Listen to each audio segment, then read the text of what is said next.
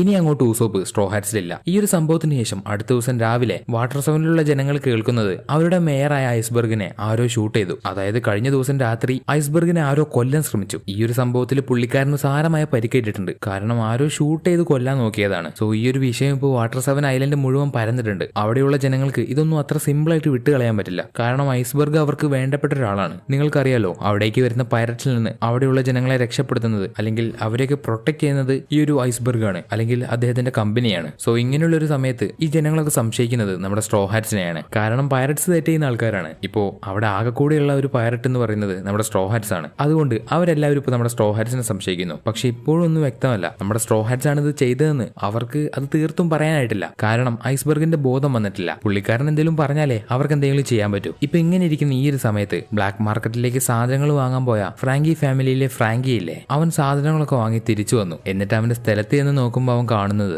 ആരോ അവന്റെ ആൾക്കാരെല്ലാം അടിച്ച് അവന്റെ സ്ഥലം മുഴുവൻ തകർത്ത് താഴെ ഇട്ടതാണ്. ഇപ്പൊ ഫ്രാങ്കിക്ക് മനസ്സിലായി ഇതാരാ ചെയ്തതെന്ന്. കാരണം അടി കിട്ടിയ ഫ്രാങ്കിയുടെ ആൾക്കാര് അവനോട് ഇത് സ്ട്രോ ഹാറ്റ്സ് ആണ് ചെയ്തതെന്ന് പറഞ്ഞു കൊടുത്തു. സോ ഇത് കേൾക്കുന്ന ഫ്രാങ്കിയും വെറുതെ ഇരിക്കില്ല. അവൻ ലൂഫിയെ തല്ലണമെന്ന് പറഞ്ഞു പോകുന്നു. ഈ സമയത്ത് സ്ട്രോ ഹാറ്റ്സ്, അതായത് ലൂഫി എന്താണ് ചെയ്യുന്നതെന്ന് വെച്ചാൽ അവരുടെ ക്രൂവിൽ ഇപ്പൊ റോബിനെ കാണാതായില്ലേ, അതുകൊണ്ട് അവളെ കണ്ടുപിടിക്കാൻ വേണ്ടിയാണ് സ്ട്രോ ഹാറ്റ്സ് പോകുന്നത്. എന്നാൽ ഈ സമയത്ത് ലൂഫിയുടെ കൂടെ ഫൈറ്റ് ചെയ്യാൻ വന്ന ഫ്രാങ്കി അവനെ കണ്ട് ലൂഫിയുടെ കൂടെ ഫൈറ്റ് ചെയ്യുന്നു. ഇപ്പൊ ഈ ഫ്രാങ്കി എന്ന് പറയുന്നവൻ ചില്ലറക്കാരനല്ല. അവനൊരു സൈബോർഗ് ആണ്. അതായത് പകുതി മനുഷ്യനും ബാക്കി പകുതി ഒരു റോബോട്ടിനെ പോലെ. അവന്റെ ബോഡി ഇങ്ങനെയാണ്, പകുതി മനുഷ്യനും പകുതി റോബോട്ടുമായിട്ട് ചേർന്ന ഒരു ബോഡി. സോ സൈബോർഗ് ആയിട്ടുള്ള ഫ്രാങ്കിയുടെ ശരീരത്ത് ഒരുപാട് വെപ്പൺസ് ഉണ്ട്. അവൻ ആ വെപ്പൺസ് ഉപയോഗിച്ചിട്ടാണ് ലൂഫിയുടെ കൂടെ ഫൈറ്റ് ചെയ്യുന്നത്. അതുകൊണ്ട് ഇപ്പൊ ഫൈറ്റ് ചെയ്യുന്ന സമയത്ത് ഫ്രാങ്കിക്കാണ് ഒരു അപ്പർ ഹാൻഡ്. കാരണം അവൻ സൈബോർഗ് ആണല്ലോ, അവന്റെ കയ്യിൽ ഒരുപാട് വെപ്പൺസ് ഉണ്ട്. അതുകൊണ്ട് തന്നെ അവൻ ലൂഫിയെ ആദ്യമൊക്കെ എടുത്തിട്ട് അലക്കുന്നുണ്ട്. പെട്ടെന്നുള്ള ഒരു അറ്റാക്ക് ആയതുകൊണ്ട് ലൂഫിക്കും പ്രത്യേകിച്ച് ഒന്നും ചെയ്യാൻ കഴിയുന്നില്ല. കാരണം പുതിയതായിട്ട് നമ്മൾ അറ്റാക്ക് ചെയ്യുന്ന ഒരാളുടെ വീക്ക് പോയിന്റ്സ് എന്താണ്, അയാൾ എങ്ങനെ ഫൈറ്റ് ചെയ്യും എന്നൊന്നും നമുക്ക് പറയാൻ കഴിയില്ല. അതുകൊണ്ട് സമയമെടുത്ത് നമുക്ക് കിട്ടുന്ന അടിക്കനുസരിച്ചാണ് നമ്മൾ തിരിച്ചടിക്കേണ്ടത്. ഇപ്പൊ ഇവിടെ ലൂഫിയും ഫ്രാങ്കിയും ഫൈറ്റ് ചെയ്യുന്ന ഈ ഒരു സമയത്ത്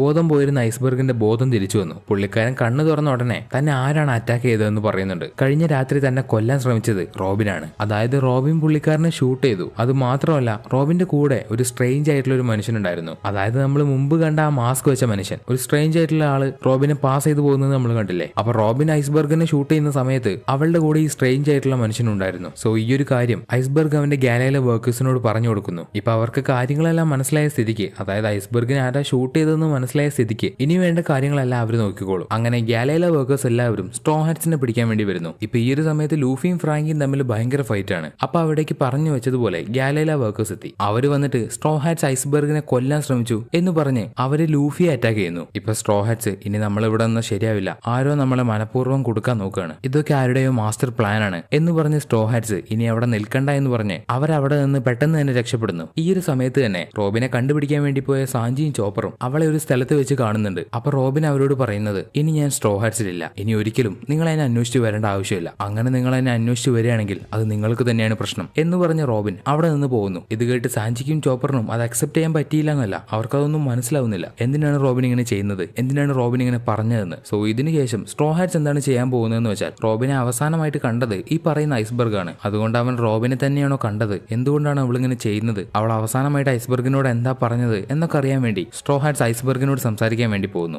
ഐസ്ബർഗ് ഉള്ളതാണെങ്കിൽ ഗാലയിലെ വർക്കേഴ്സ് ഒക്കെയുള്ള അവന്റെ സ്ഥലത്താണ്. അവിടെ അവന് വേണ്ടി, അവനെ സംരക്ഷിക്കാൻ വേണ്ടി ഒരുപാട് സെക്യൂരിറ്റീസ് ഒക്കെ ഉണ്ട്. പക്ഷെ നമ്മുടെ സ്ട്രോ ഹാറ്റ്സിന് സത്യം അറിയാൻ വേണ്ടി അവരതൊക്കെ മറികടന്ന് ഐസ്ബർഗിന്റെ അടുത്തേക്ക് എത്തി. എന്നിട്ട് ലൂഫി ഐസ്ബർഗിനോട്, നിങ്ങൾ അവസാനമായിട്ട് റോബിനെ തന്നെയാണോ കണ്ടത്, അവൾ എന്താണ് പറഞ്ഞത് എന്നൊക്കെ ചോദിക്കുമ്പോൾ ഐസ്ബർഗ് പറയും, അതെ, ഞാൻ റോബിനെ തന്നെയാണ് കണ്ടത്, അവളാണ് എന്നെ ഷൂട്ട് ചെയ്തത്. എന്നാൽ അവളുടെ കൂടെ ഒരു മാസ്ക് വെച്ച ഒരാളുണ്ടായിരുന്നു, അയാൾ ആരാണെന്ന് എനിക്ക് മനസ്സിലായില്ല, പക്ഷെ അയാൾ പറഞ്ഞിട്ടാണ് റോബിൻ എന്നെ ഷൂട്ട് ചെയ്തത്. ഈ കാര്യങ്ങളൊക്കെ ഐസ്ബർഗ് ലൂഫിയോട് പറയുന്നു. ഈ സമയത്ത് അവിടെ പ്രൊട്ടക്ഷന് വേണ്ടി നിന്നിരുന്ന ആൾക്കാര് ലൂഫിയെ കണ്ട് അവനെ പിടിക്കാൻ വേണ്ടി വരുമ്പോൾ ലൂഫി അവിടെ നിന്ന് എത്രയും പെട്ടെന്ന് രക്ഷപ്പെട്ടു പോയി. അവൻ കേട്ട കാര്യങ്ങളെല്ലാം സ്ട്രോ ഹാറ്റ്സിനോട് പറയുന്നു. ഇപ്പൊ സ്ട്രോ ഹാറ്റ്സ് എല്ലാവരും ചേർന്ന് തീരുമാനിക്കുന്നത് എന്താന്ന് വെച്ചാൽ, റോബിൻ എന്തോ വലിയൊരു പ്രശ്നമുണ്ട്, അവൾ അല്ലെങ്കിൽ ഒരു പ്രശ്നത്തിൽ ചെന്ന് ചാടിയതാണ്, അതെന്താണെന്ന് മനസ്സിലാക്കിയിട്ട് നമ്മൾ അവളെ സഹായിക്കണം. അതുപോലെ ഐസ്ബർഗ് ഇപ്പോഴും ജീവനോടെ ഉണ്ട്. അതുകൊണ്ട് കഴിഞ്ഞ രാത്രി അവനെ കൊല്ലാനെത്തിയ ആൾക്കാര് വീണ്ടും ഇന്ന് രാത്രി അവനെ കൊല്ലാൻ വേണ്ടി വരും. അതുകൊണ്ട് ഇന്ന് രാത്രി നമ്മൾ ഐസ്ബർഗിനെ രക്ഷപ്പെടുത്തിയിട്ട് അതിലൂടെ നമുക്ക് ആ മാസ്ക് ഇട്ട ആളെ കണ്ടുപിടിച്ച് നമുക്ക് റോബിനെ സഹായിക്കാൻ പറ്റും, അവളെ നമുക്ക് രക്ഷപ്പെടുത്തി കൊണ്ടുവരാൻ പറ്റും എന്നൊക്കെ ചിന്തിച്ച് ഇന്ന് രാത്രി ഐസ്ബർഗിനെ കൊല്ലാൻ വരുന്ന ആൾക്കാരെ തടയാനാണ് സ്ട്രോ ഹാറ്റ്സിന്റെ പ്ലാൻ. അങ്ങനെ അന്ന് രാത്രിയാവുന്നു. ഇപ്പൊ ഐസ്ബർഗിന്റെ വീടിനെ ചുറ്റി ഒരുപാട് ഗാലയിലെ വർക്കേഴ്സ് നിൽക്കുന്നുണ്ട്. കാരണം ഇന്നും അവനെ കൊല്ലാൻ വേണ്ടി ആൾക്കാർ വരും. അതുകൊണ്ട് അവന് പ്രൊട്ടക്ഷൻ കൊടുക്കാൻ വേണ്ടി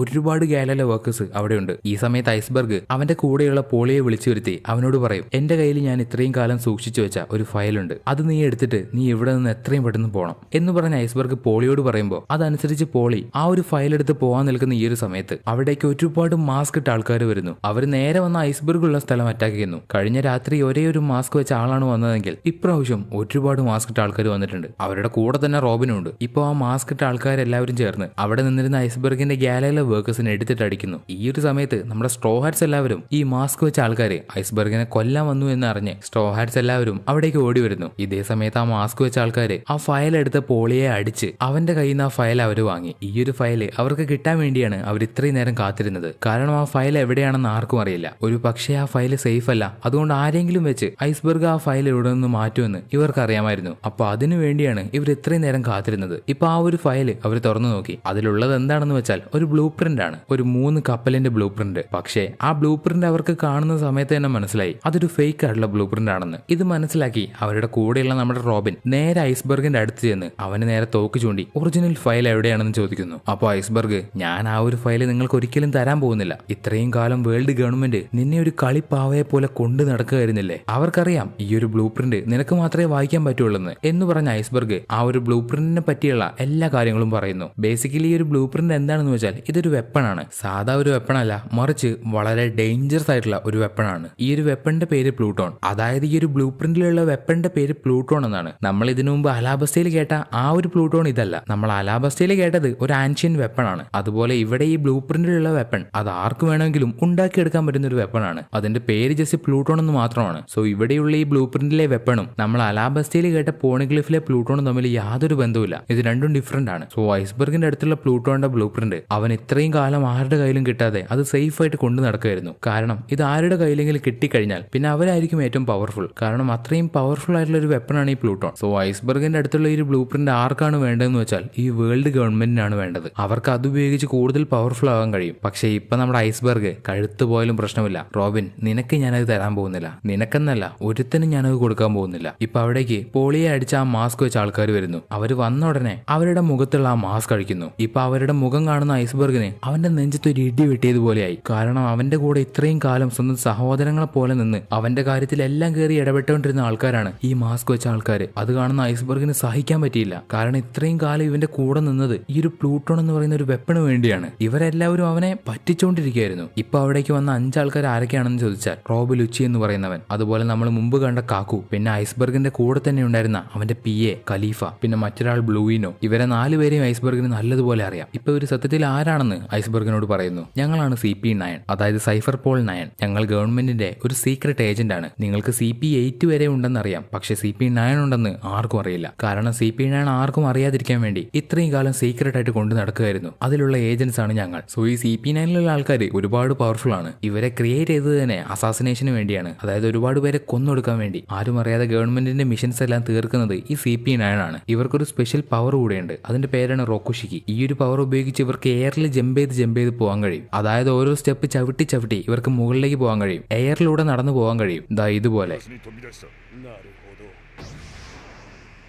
അതുപോലെ ഇവരുടെ ബോഡി വളരെ സ്ട്രോങ് ആക്കി നിർത്താൻ കഴിയും. കൂടാതെ ഇവരുടെ ഒരേ ഒരു ഫിംഗർ ഉപയോഗിച്ച് ഇവർക്ക് ആരെ വേണമെങ്കിലും ഒരു ബുള്ളറ്റ് കുത്തി ഇറങ്ങുന്നത് പോലെ അവർക്ക് അവരുടെ കൈ കുത്തി ഇറക്കാൻ കഴിയും. ഇങ്ങനെയുള്ള ഈ പവർഫുൾ ആയിട്ടുള്ള പവറിന്റെ പേരാണ് റോക്കുഷിക്കി. ഈ ഒരു പവർ ഉപയോഗിക്കാൻ സൈഫർ പോലുള്ള എല്ലാ ഏജൻസിനും കഴിയും. അതുകൊണ്ടാണ് ഇവരെ കൂടുതലായിട്ട് ആൾക്കാരെ കൊന്നൊടുക്കാൻ വേണ്ടി അയക്കുന്നത്. സോ ഈ ഐസ്ബർഗിന്റെ അടുത്തേക്ക് അവന്റെ കയ്യിലുള്ള ബ്ലൂ പ്രിന്റ് എടുക്കാൻ വേണ്ടി ഇവരെയൊക്കെ പറഞ്ഞയച്ചത് ഈ വേൾഡ് ഗവൺമെന്റ് ആണ്. എന്നാൽ ഇത്രയും കാലം സമയം ഉണ്ടായിട്ടും അവർ ഈ ഒരു സമയത്ത് തന്നെ ഐസ്ബർഗിന്റെ അടുത്ത് നിന്ന് ബ്ലൂ പ്രിന്റ് എടുക്കുന്നതിന്റെ കാരണം ഇപ്പൊ അവിടെ റോബിൻ ഉണ്ട്. അതുകൊണ്ട് റോബിന് ഉപയോഗിച്ച് അവർക്ക് ആ ബ്ലൂ പ്രിന്റ് വായിക്കാൻ കഴിയും. സോ ഇതിലും നല്ല കറക്റ്റ് സമയം അവർക്ക് ഇനി കിട്ടാനില്ല. അതുകൊണ്ടാണ് അവർ ഈ ഒരു സമയത്ത് തന്നെ ഐസ്ബർഗിന്റെ അടുത്ത് നിന്ന് ആ ഒരു ബ്ലൂ പ്രിന്റ് എടുക്കാൻ തീരുമാനിച്ചത്. പക്ഷേ ഇപ്പൊ അവർ എത്ര ചോദിച്ചിട്ടും ഐസ്ബർഗ് ആ ബ്ലൂ പ്രിന്റ് എവിടെയാണ് വെച്ചതെന്ന് അവരോട് പറയുന്നില്ല. അതുകൊണ്ട് അവർ ഐസ്ബർഗിനെ പിടിച്ചു വെച്ച് അവനെ ടോർച്ചർ ചെയ്ത് ഒരുപാട് ചോദ്യം ചോദിക്കുന്നു. ഇപ്പൊ ഐസ്ബർഗ് നുണ പറയുകയാണെങ്കിൽ അവർക്ക് മനസ്സിലാക്കാൻ കഴിയും. കാരണം അതുപോലെയുള്ള ഒരു ടെക്നിക്ക് അവർ ഉപയോഗിക്കുന്നുണ്ട്. ഐസ്ബർഗ് നുണ പറയുകയാണെങ്കിൽ അവർക്ക് പെട്ടെന്ന് കണ്ടുപിടിക്കാൻ കഴിയും. അതുകൊണ്ട് മനസ്സോടെ ഐസ്ബർഗ് പറയും എന്തെന്നാൽ ആ ഒരു ബ്ലൂ പ്രിന്റ് ഉള്ളത് ഫ്രാങ്കി എന്ന് പറയുന്നവന്റെ കയ്യിലാണെന്ന്. അതേത് ഫ്രാങ്കി?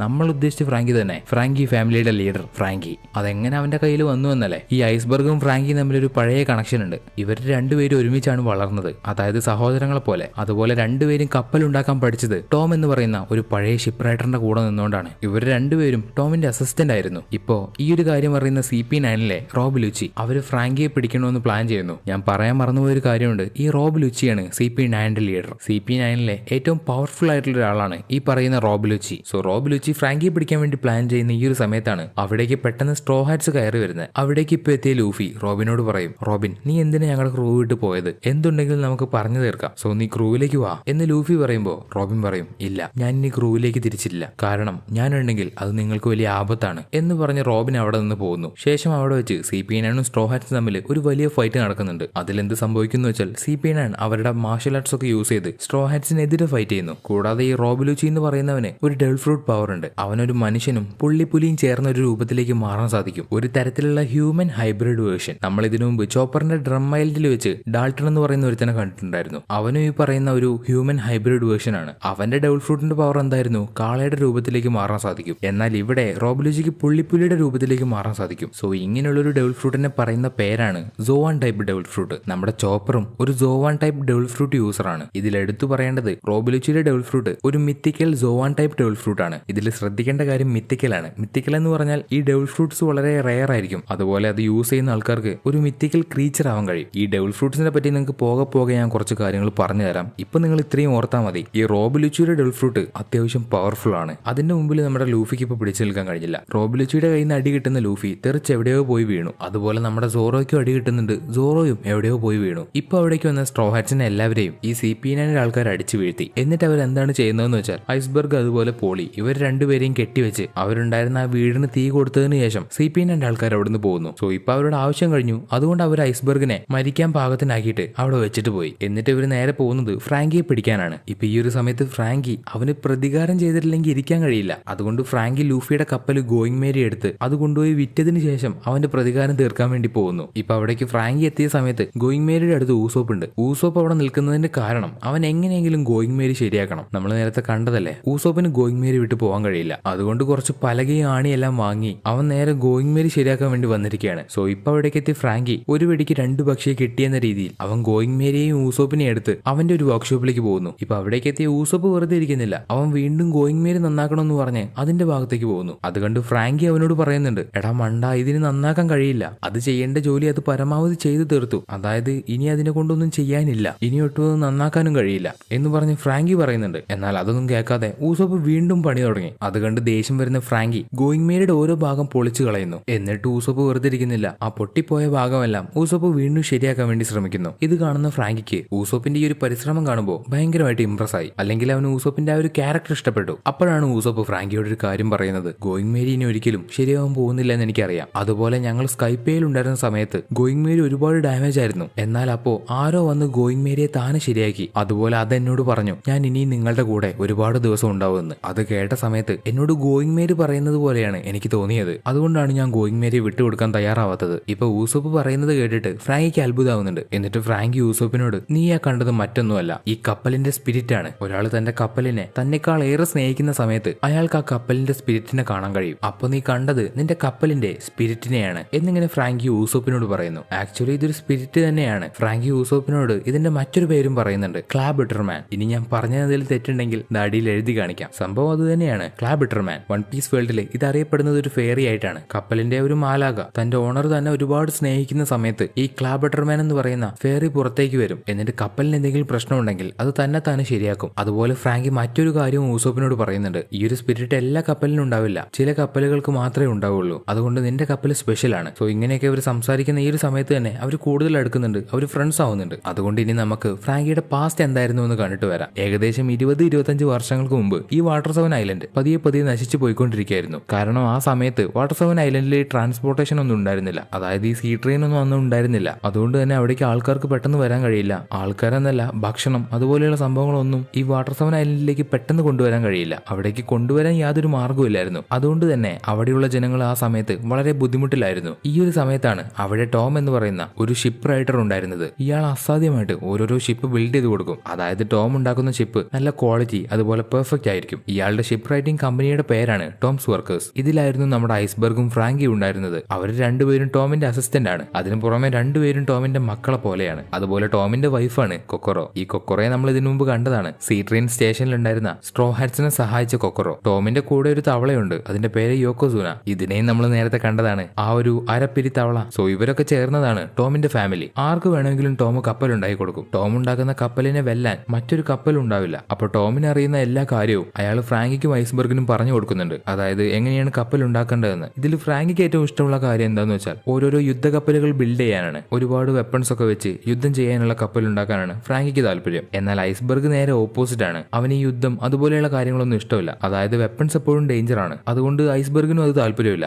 ഇങ്ങനെ ഇരിക്കുന്ന സമയത്താണ് ഒരു ദിവസം king of the parrot Goldie റോജറിനെ എക്സിക്യൂട്ട് ചെയ്തു എന്നുള്ള ഒരു വാർത്ത ലോകം മൊത്തം അറിയുന്നത്. അതിനെ തുടർന്ന് അവർ ആദ്യം ടോമിനെ അറസ്റ്റ് ചെയ്യുന്നു. അതെന്തിനാണ് ടോമിനെ അറസ്റ്റ് ചെയ്യുന്നതെന്ന് ചോദിച്ചാൽ king of the parrot Goldie റോജറിന്റെ കപ്പൽ ഉണ്ടായി കൊടുത്തത് ഈ ടോമാണ്. അതായത് അത്രയും വലിയ പൈററ്റിന്റെ കപ്പൽ ഉണ്ടായി കൊടുത്തത് ഈ ടോം. ഇതാണ് ഞാൻ പറഞ്ഞത് ടോം ചില്ലറക്കാരനല്ല എന്ന്. ഇപ്പൊ ഗോൾഡി റോജർ മരിച്ചതുകൊണ്ട് അയാൾക്ക് കപ്പൽ ഉണ്ടായി കൊടുത്ത ടോമിനെയും വേൾഡ് ഗവൺമെന്റ് അറസ്റ്റ് ചെയ്തു. ഗോൾഡി റോജറിന് അത്രയും മാരകമായിട്ടുള്ള ഒരു കപ്പൽ ഉണ്ടായി കൊടുത്തതിന് ഇവര് ടോമിനെ കൊല്ലാനാണ് കൊണ്ടുപോകുന്നത്. അതുകൊണ്ട് ജഡ്ജ് ആദ്യം ടോമിനെ ഇംബൽ ഡൗണിലേക്ക് കൊണ്ടുപോകാൻ പറയുന്നു. ഇംബൽ ഡൗൺ എന്താണെന്ന് വെച്ചാൽ അതൊരു വലിയ ജയിലാണ്. പൈററ്റ്സ് അതുപോലെ കുറ്റകൃത്യങ്ങൾ ചെയ്യുന്ന ആൾക്കാരെ ഈ ഇംബൽ ഡൗണിൽ കൊണ്ടുപോയിടും. അവിടെ ഒരു പ്രാവശ്യം എത്തിയ പിന്നെ ഇവർക്ക് പുറത്തിറങ്ങാൻ കഴിയില്ല. അത്രയും സെക്യൂർ ആയിട്ടുള്ള ഒരു ജയിലാണ് ഈ ഇംബൽ ഡൗൺ. ഇപ്പൊ അവിടേക്കാണ് നമ്മുടെ ടോമിനെ കൊണ്ടുപോകാൻ ഈ ഗവൺമെന്റ് വിധിക്കുന്നത്. ആ സമയത്ത് ടോം ഒരു കാര്യം പറയുന്നുണ്ട്, എനിക്ക് നിങ്ങൾ 10 വർഷം ടൈം തരികയാണെങ്കിൽ ഇപ്പൊ വാട്ടർ സെവനിൽ നടക്കുന്ന എല്ലാ പ്രശ്നവും ഞാൻ ശരിയാക്കും. അതിനുവേണ്ടി ഞാനൊരു സീ ട്രെയിൻ ഉണ്ടാക്കാൻ പോവാണ്. അതിലൂടെ ആൾക്കാർക്ക് പുറത്തു നിന്ന് ഇവിടേക്ക് വരാൻ കഴിയും. അതുപോലെ സാധനങ്ങൾ പെട്ടെന്ന് തന്നെ ഇവിടേക്ക് കൊണ്ടുവരാൻ കഴിയും. അങ്ങനെ വാട്ടർ സെവനിലുള്ള എല്ലാ പ്രശ്നവും അവസാനിക്കും. ഇത് കേട്ട ജഡ്ജിനിപ്പോ ടോം പറയുന്ന കാര്യം ഇഷ്ടപ്പെട്ടു. വാട്ടർ സെവൻ ഐലൻഡിലെ പ്രശ്നം തീർക്കാനല്ലേ, അതുകൊണ്ട് 10 വർഷം സമയം ടോമിന് ഗവൺമെന്റ് കൊടുക്കുന്നു. തുടർന്ന് ടോമും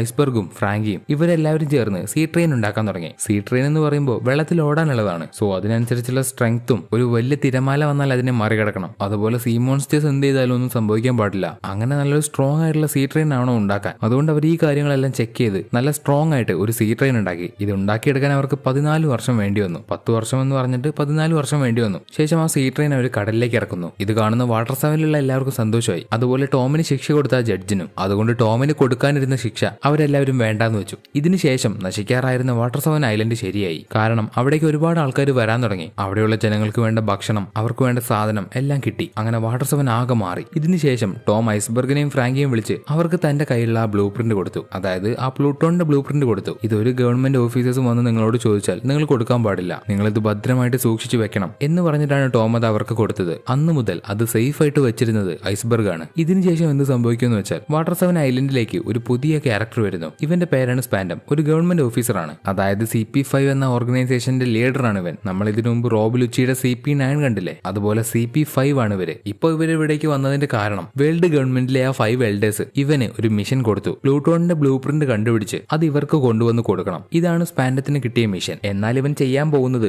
ആ ബ്ലൂ പ്രിന്റ് കണ്ടുപിടിച്ചതിന് ശേഷം അത് എൽഡേഴ്സിന് കൊടുക്കാതെ മറിച്ച് അവൻ ആ ബ്ലൂ പ്രിന്റിലുള്ള ഷിപ്പ് ഉണ്ടാക്കും. അതായത് ആ വെപ്പൺ ഉണ്ടാക്കും. കിട്ടിയ സാധനം അതിനെ ഉപയോഗിക്കാതിരിക്കുന്നത്. അത് ഉപയോഗിച്ച് വേൾഡ് ഗവൺമെന്റിന് കൂടുതൽ പവർഫുൾ ആവാലോ, കൂടുതൽ പൈററ്റ്സിനെ എതിർത്ത് നിൽക്കാൻ പറ്റുമല്ലോ എന്നൊക്കെ വിചാരിച്ചിട്ടാണ് അവൻ ഈ ഒരു കാര്യം ചെയ്യാൻ പോകുന്നത്. അങ്ങനെ സ്പാൻഡം നേരെ ടോമിന്റെ അടുത്തേക്ക് പോകുന്നു. കാരണം പോണിഗ്ലിഫുകളെ പറ്റി, പഴയ തിയറികളെ പറ്റി, ഇങ്ങനെയുള്ള കാര്യങ്ങൾ കൂടുതൽ അന്വേഷിച്ച് നടന്നിരുന്നത് ഗോൾഡി റോജറാണ്. അപ്പൊ ഗോൾഡി റോജറിനെ പരിചയമുള്ള ആരുടെയോ കയ്യിലാണ് ഈ പറയുന്ന പ്ലൂട്ടോൺ ഉണ്ടാവുമെന്ന് മനസ്സിലാക്കി സ്പാൻഡം നേരെ ടോമിന്റെ അടുത്തേക്ക് എത്തി. എന്നിട്ട് മര്യാദയ്ക്ക് നീ ആ ബ്ലൂ പ്രിന്റ് എടുത്തോ, അങ്ങനെയാണെങ്കിൽ വേൾഡ് ഗവൺമെന്റ് നിന്നെ വെറുതെ വിടും, മറിച്ചാണെങ്കിൽ എനിക്ക് വേറൊന്നും ചെയ്യാൻ കഴിയില്ല എന്ന് പറഞ്ഞ് ടോമിനെ ഭീഷണിപ്പെടുത്തി സ്പാൻഡം ആ ബ്ലൂ പ്രിന്റ് വാങ്ങാൻ ശ്രമിക്കുന്നു. എന്നാൽ ടോം ആവട്ടെ, എനിക്ക് അങ്ങനെ ഒരു ബ്ലൂ പ്രിന്റിനെ പറ്റി അറിയില്ല, അതെന്താണെന്ന് പോലും ഞാൻ കേട്ടിട്ടില്ല. പ്ലൂട്ടോൺ എന്ന പേര് നിങ്ങൾ പറയുമ്പോഴാണ് ഞാൻ അറിയുന്നത്, അതുകൊണ്ട് എനിക്കും അതും തമ്മിൽ യാതൊരു ബന്ധമില്ലെന്ന് ടോം പറയുന്നു. ഇപ്പൊ ഒരു വഴിയില്ലാത്തതുകൊണ്ട് സ്പാൻഡം എന്താ ചെയ്യാൻ പോകുന്നതെന്ന് വെച്ചാൽ ടോമിനെ എങ്ങനെയെങ്കിലും അറസ്റ്റ് ചെയ്ത് ഇംബൽ ഡൗണിലേക്ക് കൊണ്ടുപോകണം. അവിടെ വെച്ച് ഇവനെ ചോദ്യം ചെയ്ത് ഇവന്റെ കയ്യിലുള്ള ബ്ലൂ പ്രിന്റ് എടുക്കാം എന്ന് പറഞ്ഞ് സ്പാൻഡം ചെയ്യാൻ പോകുന്നത് ഫ്രാങ്കി ഒരുപാട് ബാറ്റിൽ ഷിപ്സ് ഉണ്ടാക്കിയിട്ടില്ലേ, ഇപ്പൊ ഇവൻ ആ ബാറ്റിൽ ഷിപ്സ് ഉപയോഗിച്ച് ഈ വാട്ടർ സെവൻ ഐലൻഡിനെ അറ്റാക്ക് ചെയ്യുന്നു. അങ്ങനെ വാട്ടർ സെവൻ ഐലൻഡിന് ഒരുപാട് തകരാറ് സംഭവിക്കുന്നുണ്ട്. ഇപ്പൊ അവിടെയുള്ള ജനങ്ങൾക്കറിയാം ഫ്രാങ്കിയാണ് ഇതുപോലെ ബാറ്റിൽ ഷിപ്സ് ഒക്കെ ഉണ്ടാക്കുന്നതെന്ന്. അതുകൊണ്ട് അവർ വിചാരിക്കുന്നത് ഈ വാട്ടർ സെവൻ അറ്റാക്ക് ചെയ്തത് ഫ്രാങ്കിയാണെന്നാണ്. അങ്ങനെ എല്ലാവരും ചേർന്ന് ഈ ഒരു കുറ്റം ഐസ്ബർഗിന്റെയും ടോമിന്റെയും ഫ്രാങ്കിയുടെയും തലയിലേക്ക് ഇട്ടു. ഇപ്പൊ ഫ്രാങ്കിയും ഐസ്ബർഗും എന്താ ചെയ്യാന്ന് വെച്ചാൽ ഫ്രാങ്കി ഉണ്ടാക്കിയിട്ടിരുന്ന ബാറ്റിൽ ഷിപ്സ് അത് രണ്ടുപേരും കൂടെ ചേർന്ന് മുഴുവനായിട്ട് നശിപ്പിച്ചു കളഞ്ഞു. ഇതിനുശേഷം ചെയ്ത കുറ്റത്തിന്, അതായത് അവർ ചെയ്യാത്ത കുറ്റത്തിന് ഫ്രാങ്കി,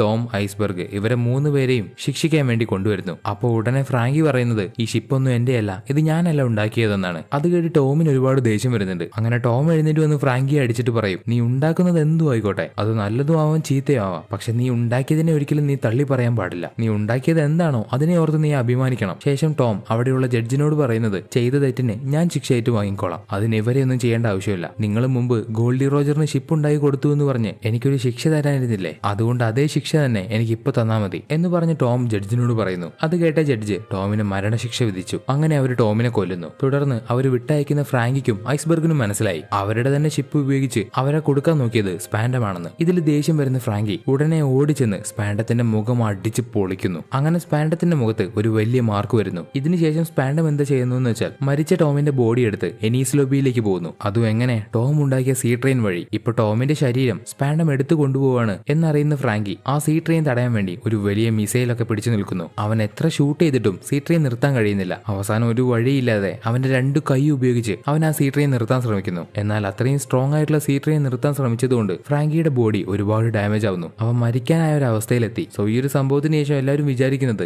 അന്നത്തോടെ ഫ്രാങ്കി മരിച്ചുപോയി എന്നാണ്. എന്നാൽ ഫ്രാങ്കി മരിച്ചിട്ടില്ലായിരുന്നു. എന്നാൽ അവന്റെ ബോഡി മാത്രം തകർന്ന അവസ്ഥയിലാണ്. ഇങ്ങനെയൊരു അവസ്ഥയിൽ അവന്റെ ബോഡി കൊണ്ട് ഒന്നും ചെയ്യാൻ വേണ്ടി കഴിയില്ല. അതുകൊണ്ട് ഫ്രാങ്കി എന്ത് ചെയ്യുമെന്ന് വെച്ചാൽ അവന്റെ ബോഡി ഒരു പകുതി സൈബോർഗ് ആക്കി മാറ്റി, ഒരു പകുതി റോബോട്ടിനെ പോലെ. അവന്റെ തകർന്നു പോയ അല്ലെങ്കിൽ ഒരിക്കലും ഉപയോഗിക്കാൻ കഴിയില്ല എന്നുണ്ടായിരുന്ന അവന്റെ ബോഡി ഒരു സൈബോർഗ് ആക്കി മാറ്റി അവൻ ജീവിതത്തിലേക്ക് തിരിച്ചു വരുന്നു. അതുപോലെ ഐസ്ബർഗ് അവന്റേതായ ഒരു പുതിയ കമ്പനി സ്റ്റാർട്ട് ചെയ്തു. അതാണ് ഗാലേലെ. പിന്നെ ടോമിന്റെ വൈഫ് കൊക്കറോ അവരാ സ്റ്റേഷൻ മാസ്റ്റർ ആയിട്ട് മാറി. അതുപോലെ ടോമിന്റെ കൂടെ ഉണ്ടായിരുന്ന തവള എപ്പോഴൊക്കെ സീ ട്രെയിൻ വാട്ടർ സെവനിലേക്ക് വരുന്നോ അപ്പോഴൊക്കെ ഈ തവള അത് തടഞ്ഞു നിർത്താൻ വേണ്ടി ശ്രമിക്കുന്നു. കാരണം മറ്റൊന്നുമല്ല, ഞാൻ മുമ്പ് പറഞ്ഞതുപോലെ ഈ തവളയ്ക്ക് സ്ട്രോങ് ആവണം. അതെന്തിനാണെന്ന് വെച്ചാൽ തവളയ്ക്ക് ടോമിനെ ഒരുപാട് ഇഷ്ടമായിരുന്നു. എന്നാൽ അന്ന് തവള സ്ട്രോങ് അല്ലാത്തതുകൊണ്ട് അവന് ടോമിനെ രക്ഷിക്കാൻ കഴിഞ്ഞില്ല. അതുകൊണ്ട് ഇനി തവളയ്ക്ക് ഇഷ്ടപ്പെട്ട ആരും മരിക്കാൻ പാടില്ല, അതിനുവേണ്ടി താൻ സ്ട്രോങ് ആവണം എന്നൊരു ചിന്തയിലാണ് ഈ തവള ഇങ്ങനെ ചെയ്യുന്നത്. ഇതിനുശേഷം ഒരുപാട് വർഷം കഴിഞ്ഞുപോയി. അങ്ങനെ ഐസ്ബർഗ് വാട്ടർ സെവനിലെ മേയറായിട്ട് മാറി. അവിടെയുള്ള എല്ലാ ജനങ്ങളും ചേർന്ന് ഐസ്ബർഗിനെ മേയറാക്കി മാറ്റി. അങ്ങനെ ഐസ്ബർഗിന് അവിടെ തന്നെ ഒരുപാട് പേരും പ്രശസ്തിയും ലഭിക്കുന്നു. കാരണം അവിടെയുള്ള ജനങ്ങളെ അവൻ സഹായിക്കും, ഷിപ്പ് ഉണ്ടാക്കി കൊടുക്കും,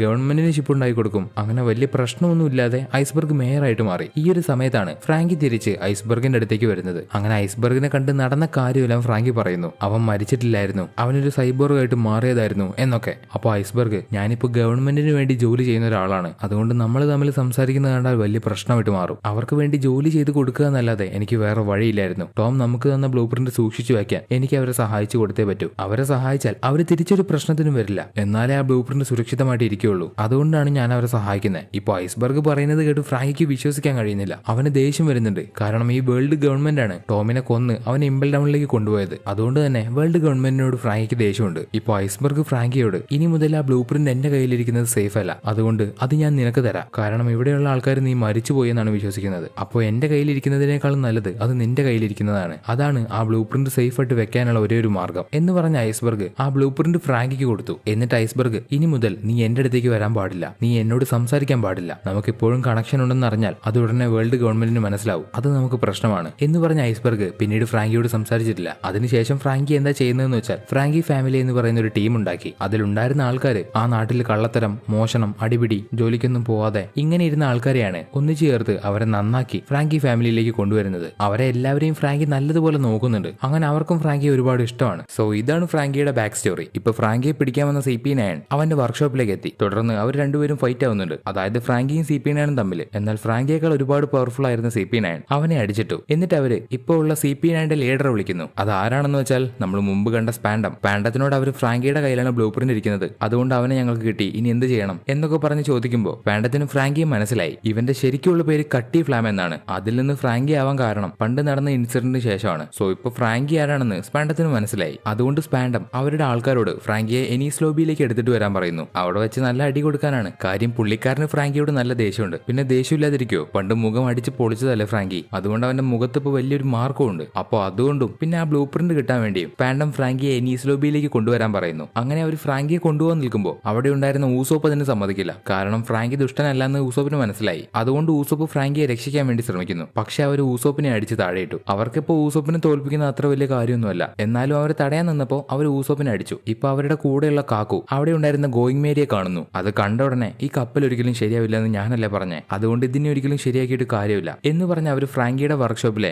ഗേറ്റ് തുറന്നു വിടുന്നു. ഫ്രാങ്കിയുടെ വർക്ക്ഷോപ്പ് നിൽക്കുന്നത് ഒരുപാട് ഉയരത്തിലാണ്. അതായത് താഴെ നിന്ന് ഒരുപാട് ഹൈറ്റ് ഉണ്ട്. അതുകൊണ്ട് ഈ ഒരു ഹൈറ്റിൽ നിന്ന് അവർ ഗോയിങ് മേരിയെ ഒഴുക്കി വിട്ടു. ആ ഒരു വഴി നേരെ പോകുന്നത് കടലിലേക്കാണ്. അങ്ങനെ ഗോയിങ് മേരി ആരുമില്ലാതെ കടലിലേക്ക് പോകുന്നു. ശേഷം CP9 ഫ്രാങ്കിയെ മാത്രമല്ല കൊണ്ടുപോകുന്നത്, അവരുടെ കൂടെ ഊസോപ്പിനെ എടുത്ത് കൊണ്ടുപോകുന്നു. കാരണം അറിയാലോ, ഊസോപ്പ് സ്ട്രോ ഹാറ്റ്സിന്റെ കൂടെ ഉണ്ടായിരുന്ന ഒരാളാണ്. എന്നാൽ ഇപ്പൊ ഇല്ല. സോ ഇപ്പൊ വാട്ടർ സെവനിൽ ഉണ്ടായിരുന്ന മുഴുവൻ CP9ലെ മെമ്പേഴ്സും ഒരു സീ ട്രെയിൻ എടുത്ത് അവിടുന്ന് പോകാനാണ് പ്ലാൻ. അവരുടെ കൂടെ തന്നെ എനീസ് ലോബിയിലേക്ക് പോകാൻ റോബിനും ഉണ്ട്. റോബിനും CP9ന്റെ ഒരാളാണെന്ന് നമുക്കറിയാലോ. CP9ലെ ഒരു മെമ്പർ അല്ല, മറിച്ച് റോബിൻ എന്തിനോ വേണ്ടി അവരെ സഹായിക്കുന്നതാണ്. നമുക്ക് ഇപ്പോഴും അറിയില്ല റോബിൻ എന്തിനാണ് അവരെ സഹായിക്കുന്നതെന്ന്. ഇപ്പൊ ഐസ്ബർഗിന്റെ വീട് CP9 കത്തിച്ചു പോയതുകൊണ്ട് അവൻ ഏത് സമയത്ത് വേണമെങ്കിലും മരിക്കാം. എന്നാൽ അവരെ നമ്മുടെ ചോപ്പർ രക്ഷപ്പെടുത്തി. എന്നിട്ട് പുറത്തേക്ക് വരുന്ന ഐസ്ബർഗ് അവൻ അറിയുന്ന എല്ലാ സത്യവും നാമിയോട് പറയുന്നു. റോബിൻ ഇതൊക്കെ ചെയ്യുന്നതിന്റെ കാരണം അത് നിങ്ങൾ നിങ്ങൾക്ക് വേണ്ടിയാണ്. സ്ട്രോ ഹാറ്റ്സിന് ഒന്നും സംഭവിക്കരുതെന്ന് വിചാരിച്ചിട്ടാണ് റോബിൻ ഇതൊക്കെ ചെയ്യുന്നത്. അവള് വേൾഡ് ഗവൺമെന്റിന്റെ കൂടെ ചേർന്നിട്ടില്ലെങ്കിൽ, അല്ലെങ്കിൽ അവർ പറയുന്നത് അനുസരിച്ചിട്ടില്ലെങ്കിൽ പാൻഡം അവന്റെ കയ്യിലുള്ള ബസ്റ്റർ കോൾ ആക്ടിവേറ്റ് ചെയ്യും. അങ്ങനെ ഒരുപാട് ബാറ്റിൽ ഷിപ്സ് ഇവിടേക്ക് വന്ന് നിങ്ങളെ കൊന്നുകളയും. അത് നിങ്ങൾക്കാണ് ആപത്ത്. അങ്ങനെ ഒരിക്കലും സംഭവിക്കരുതെന്ന് വിചാരിച്ചിട്ടാണ് റോബിൻ ഇതൊക്കെ ചെയ്യുന്നത്. സോ ഈ ബസ്റ്റർ കോൾ എന്താണെന്ന് ഞാൻ പറഞ്ഞു തരാം. ബസ്റ്റർ കോൾ എന്ന് പറയുന്നത് ഒരു എമർജൻസി കോൾ പോലെയുള്ള സംഭവമാണ്. അത് ആക്ടിവേറ്റ് ചെയ്താൽ ഒരുപാട് ബാറ്റിൽ ഷിപ്സ് അവിടേക്ക് വന്ന് അവിടെ ആരാണോ പ്രശ്നക്കാര് അവരെ കൊന്നുകളയും. ഈ ബസ്റ്റർ കോൾ ആക്ടിവേറ്റ് ചെയ്യാനുള്ള അവകാശം അഡ്മിറൽ കൂസാൻ ആയിരുന്നു. പക്ഷെ കൂസാൻ അത് സ്പാൻഡത്തിന്റെ കയ്യിൽ കൊടുത്തു. അപ്പോൾ അതുകൊണ്ട് ബസ്റ്റർ കോൾ വിളിക്കാൻ സ്പാൻഡത്തിന് കഴിയും. ബസ്റ്റർ കോൾ എന്ന് പറയുന്നത് ചെറിയൊരു സംഭവമല്ല.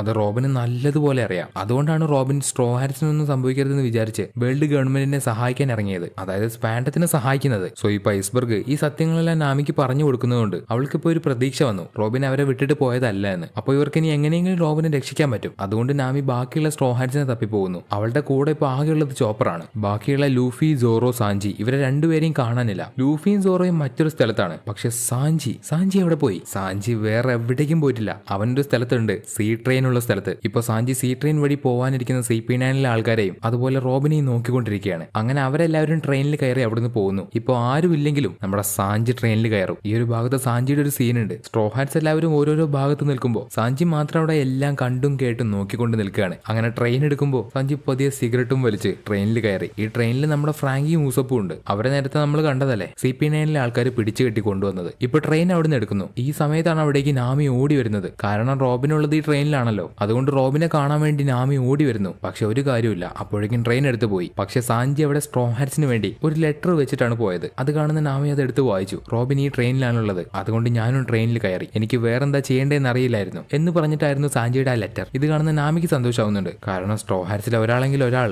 ഇപ്പോൾ ട്രെയിനിലുണ്ടല്ലോ. ഈ സമയത്ത് വാട്ടർ സെവനിലുണ്ടായിരുന്ന വെള്ളം, അതായത് വാട്ടർ സെവൻ മൊത്തം കടലിലാണല്ലോ. സോ അവിടെ ഉണ്ടായിരുന്ന കടൽ മൊത്തം ഉള്ളിലേക്ക് വലിഞ്ഞുപോയി. ഈ ഒരു കാര്യം നിങ്ങൾക്ക് ചിലപ്പോൾ അറിയാമായിരിക്കും, എന്നാലും ഞാൻ പറയാം. ഇങ്ങനെ കടലിലേക്ക് വെള്ളം വലിയുന്നത് ഒരു വലിയ സുനാമിക്കുള്ള സൂചനയാണ്. സോ ഇപ്പോൾ വാട്ടർ സെവനിലെ വെള്ളം മുഴുവൻ വലിഞ്ഞ് ഉള്ളിലേക്ക് പോയി. അത് കണ്ട എല്ലാവർക്കും ഒരു വലിയ പ്രശ്നം വരാൻ പോവുകയാണെന്ന് മനസ്സിലായി. കാരണം വെള്ളം ഉള്ളിലേക്ക് വലിഞ്ഞു പോകും. എന്നിട്ട് കുറച്ച് സമയം കഴിയുമ്പോഴാണ് ഒരു വലിയ തിരമാല വന്ന് എല്ലാത്തിനെയും അടിച്ചെടുത്തുകൊണ്ട് പോകുന്നത്. ഇപ്പൊ ഈ ഒരു സമയത്ത് എല്ലാവരും പേടിച്ചു നിൽക്കുന്ന ഈ ഒരു സമയത്ത് കൊക്കോറയുടെ പേരക്കുട്ടി ചിമ്മിണി രണ്ട് വീടിന്റെ ഇടയിൽ ഒരുത്തൻ കുടുങ്ങി കിടക്കുന്നത് കാണുന്നു. അത് മറ്റാരുമല്ല, നമ്മുടെ ലൂഫിയാണ്. നേരത്തെ CP9 ലൂഫി എടുത്ത് അടിച്ചു തെറിപ്പിക്കുന്ന സമയത്ത് ലൂഫി നേരെ പോയി കുടുങ്ങിയത് ഈ രണ്ട് ബിൽഡിങ്ങിന്റെ ഇടയിലാണ്. അവനൊന്ന് അങ്ങോട്ടോ ഒന്ന് ഇങ്ങോട്ടോ വരാൻ കഴിയുന്നില്ല. അതുപോലെ നമ്മുടെ സോറോ എവിടെ പോയി? സോറോയും വേറെ അങ്ങോട്ടും പോയിട്ടില്ല. സോറോയെ ചോപ്പർ കണ്ടു. സോറോ ഇപ്പോൾ ഉള്ളത് ഒരു ചിമ്മിണിയുടെ ഉള്ളിലാണ്. ചിമ്മിണിയുടെ ഉള്ളിൽ തല തിരിഞ്ഞു കിടക്കുന്നു. അതായത് ചിമ്മിണിയുടെ ഉള്ളിൽ സോറോയുടെ തല, പുറത്ത് കാല്, ഇങ്ങനെ വരുന്ന രീതിയിൽ. ഇപ്പോൾ ഇത് കാണുന്ന നാമിയും ചോപ്പറും ഓടി ചെന്ന് രണ്ടുപേരെയും പുറത്തെടുക്കാൻ ശ്രമിക്കുന്നു. എന്നാൽ അപ്പോഴേക്കും ഉള്ളിലേക്ക് വലിഞ്ഞ കടൽ തിരിച്ചു വരാൻ തുടങ്ങി. അതും വലിയൊരു തിരമാലയായിട്ട്. ഇപ്പൊ സോറോ ചോപ്പറിനോട് അവന്റെ സോഡ് തന്റെ കയ്യിലേക്ക് എടുത്തു കൊടുക്കാൻ വേണ്ടി പറയുന്നു. അതുപോലെ ചോപ്പറും ചെയ്യുന്നുണ്ട്. അതുപോലെ ലൂഫിയുടെ അടുത്തുള്ള നാമി സങ്കടത്തോടെ ഒരുമാതിരി നിസ്സഹായ അവസ്ഥയോടെ കരഞ്ഞു പറയും, ലൂഫി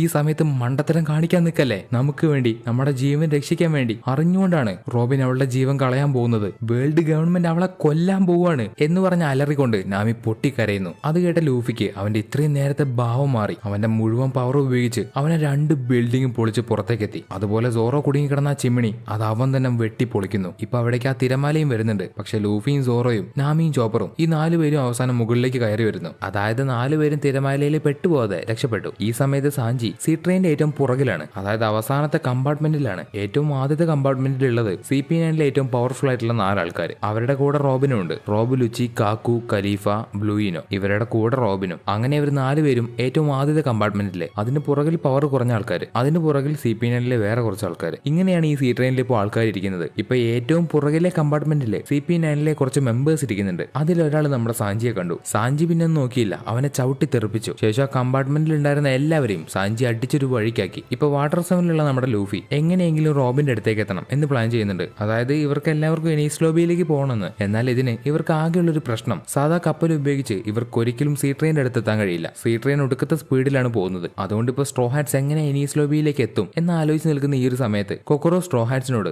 എന്റെ ഹസ്ബൻഡ് ടോം ഉണ്ടാക്കിയ ഒരു പ്രോട്ടോടൈപ്പ് സീ ട്രെയിൻ ഇവിടെയുണ്ട് എന്ന് പറഞ്ഞ് കൊക്കോറോ ആ സീ ട്രെയിൻ അവർക്ക് കാണിച്ചു കൊടുക്കുന്നു. അപ്പോൾ ആ സീ ട്രെയിനിന്റെ അകത്ത് നിന്ന് അത് റിപ്പയർ ചെയ്തതിനു ശേഷം ഐസ്ബർഗ് പുറത്തേക്ക് ഇറങ്ങി വരുന്നു. ഇനി ഇവർക്ക് എല്ലാവർക്കും ഈ ഒരു സീ ട്രെയിൻ ഉപയോഗിച്ച് എനീസ് ലോബിയിലേക്ക് എത്താൻ സാധിക്കും. അങ്ങനെ സീ ട്രെയിൻ എടുത്ത് സ്ട്രോ ഹാറ്റ്സ് അവിടെ നിന്ന് പോകാൻ തുടങ്ങുമ്പോൾ അവിടേക്ക് ഇപ്പൊ ഫ്രാങ്കി ഫാമിലിയിലെ ആൾക്കാർ വന്നിട്ട് പറയും, ഞങ്ങൾ നിങ്ങളുടെ കൂടെ വരുന്നുണ്ട്, കാരണം ഞങ്ങളുടെ ഫ്രാങ്കി അവർ പിടിച്ചുകൊണ്ടുപോയി, അതുകൊണ്ട് നിങ്ങളെ സഹായിക്കാൻ ഞങ്ങളുണ്ട് എന്ന് പറഞ്ഞ് അവരെല്ലാവരും ഇപ്പൊ സ്ട്രോ ഹാറ്റ്സിനെ സഹായിക്കാൻ തയ്യാറാണ്. അതുപോലെ അവിടെയുള്ള ഒരുപാട് ഗ്യാലേല വർക്കേഴ്സും ഇപ്പൊ സ്ട്രോ ഹാറ്റ്സിന്റെ കൂടെ പോകാൻ തയ്യാറാണ്. ഇപ്പൊ സ്ട്രോ ഹാറ്റ്സ് അവരുടെ കൂടെ ഗ്യാലേല വർക്കേഴ്സ് അതുപോലെ ഫ്രാങ്കി ഫാമിലിയിലെ ഫാമിലിയിലെ ആൾക്കാർ ഇവരെല്ലാവരും ചേർന്ന് രണ്ടും കൽപ്പിച്ച് എന്നീസ് ലോബിയിലേക്ക് പോകുന്നു.